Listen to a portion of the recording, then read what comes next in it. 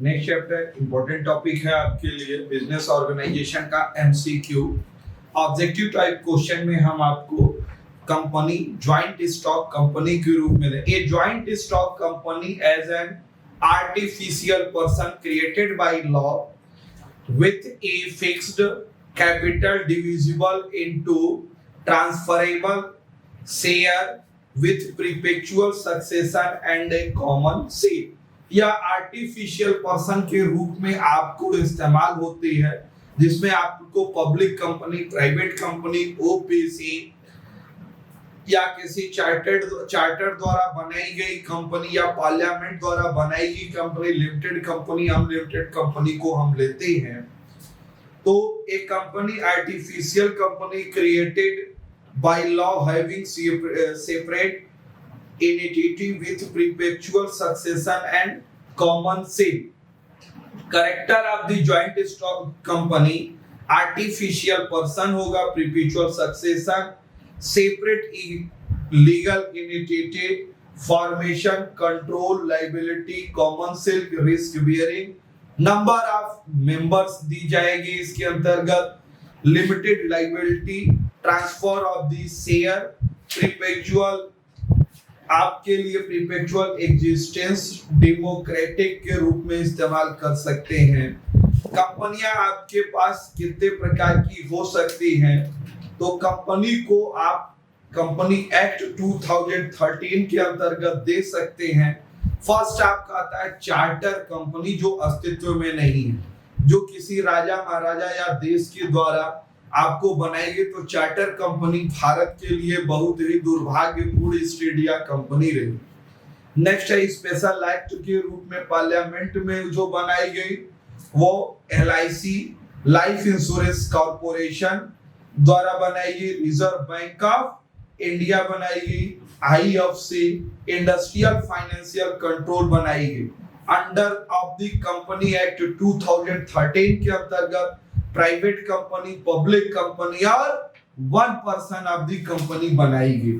Private company में minimum member 2, maximum member 200, not for share in transfer in stock exchange. कम से कम 2, अधिक से अधिक 200 अपने शेयर को स्टॉक एक्सचेंज में नहीं बेच सकती है, इसके वो राइट दिए गए।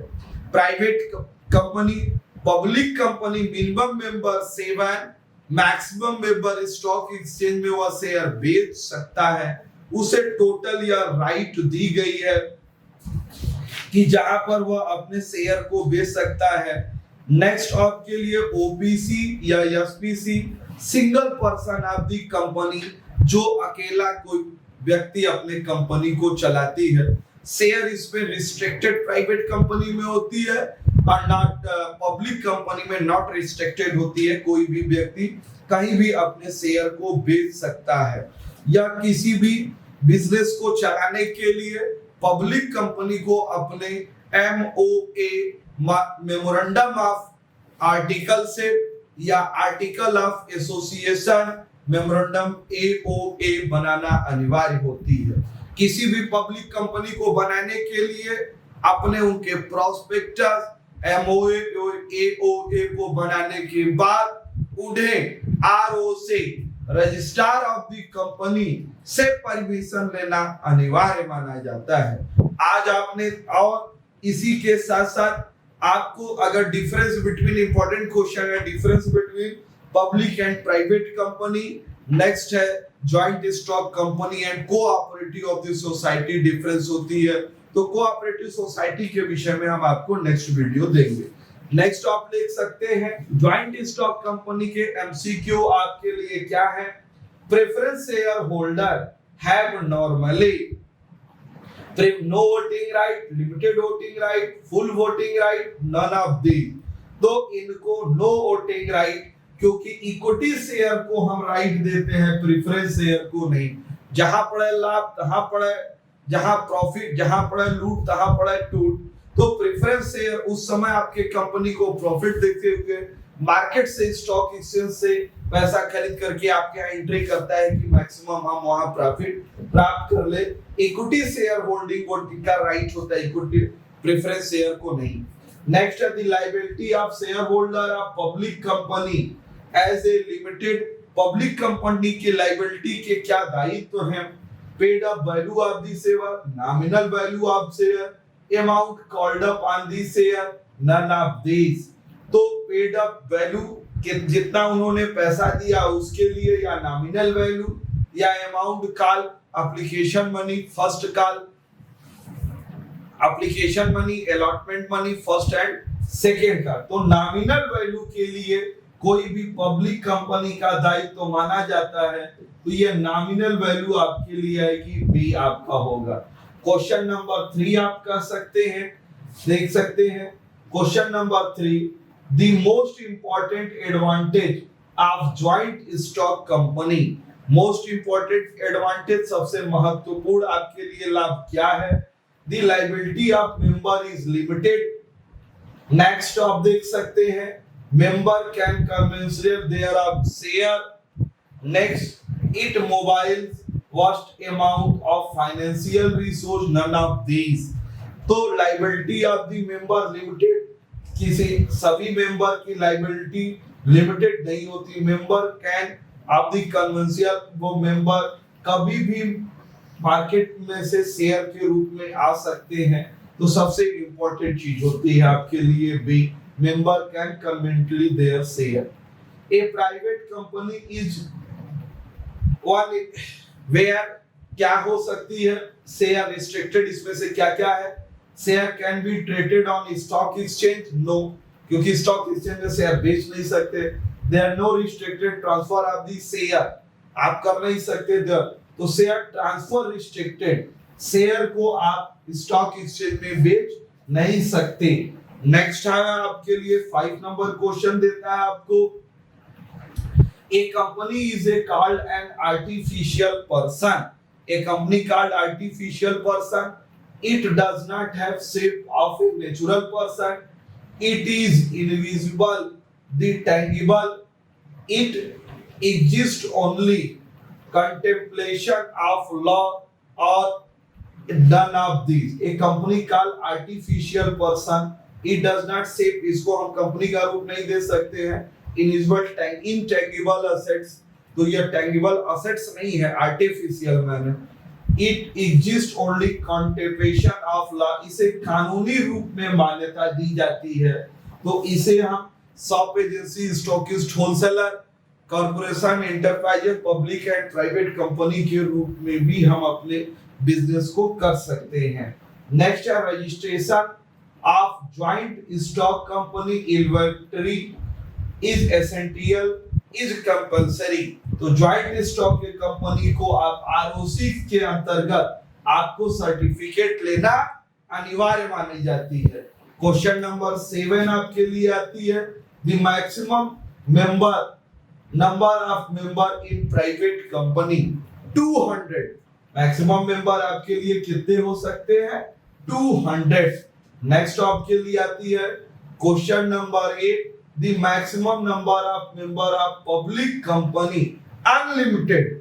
स्टॉक एक्सचेंज में आप कोई भी शेयर बेच सकते हैं, तो अनलिमिटेड आपके लिए शेयर होते हैं। तो क्वेश्चन नंबर 8। नेक्स्ट आपके लिए क्वेश्चन नंबर 9 आपको क्या कहता है?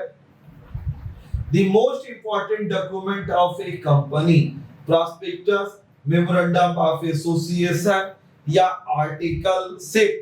तो मेमोरेंडम ऑफ एसोसिएशन, पार्षद सीमा नियम, उसके बाद ही हम एओए पार्षद अंतर नियम बनाते हैं। तो इसके लिए हमारा हो गया मेमोरेंडम ऑफ एसोसिएशन, भी आपके रूप यूज होती है। क्वेश्चन नंबर 10 आपके लिए कहता है, the minimum number of member in A private company. Private company में मिनिमम मेंबर कितने होते हैं? 2 से कम आप मेंबर नहीं हो सकते। क्वेश्चन नंबर आपके लिए 11 कहता है, the minimum number of member in public company 7। Public company में कम से कम कितने मेंबर होंगे आपके लिए? 7। नेक्स्ट क्वेश्चन नंबर 12 आपके लिए, the structure in which there in separation ownership and management is called. तो ओनरशिप मैनेजमेंट को आप क्या कहते हैं? कंपनी कहेंगे कि सेपरेट आपके लिए होती है तो आप कहेंगे कंपनी। आपने ज्वाइंट स्टॉक कंपनी के एमसीक्यू स्टार्टिंग टू एंड आपने पूरी वीडियो देखी, थैंक्स सो मच। आप अपने इस चैनल वीकॉम लर्निंग को यदि आपने सब्सक्राइब नहीं किया तो एट द एंड इसे सब्सक्राइब एंड शेयर कर दें कि आपका एग्जाम और आपके फ्रेंड सर्किल में भी ऑल द बेस्ट सबका एग्जाम हो। 60 में एक बार क्वेश्चन को पुनः देख सकते हैं आप। तो फर्स्ट क्वेश्चन आपके लिए कहता है preference share holder have a normally, preference share holder है ना, no voting right, the liability of share holder of a public company is limited, nominal value of the share, the most important advantage of joint stock company member can conventionally their share, a private company is one where share transfer is restricted, if a company is called an artificial person, it exists only the contemplation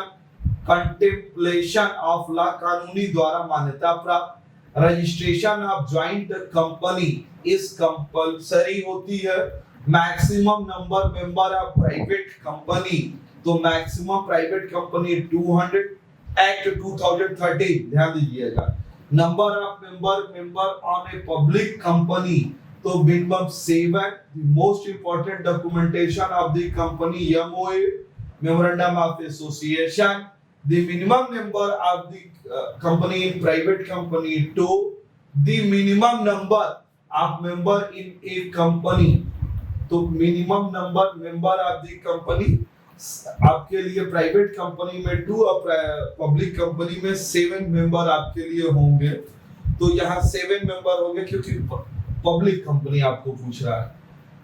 the structure in which where separation ownership and management is called of the company. Starting to end video देखा, आपको धन्यवाद। आप अपने इस channel वे का भी learning को like, subscribe and share करें। Thank you.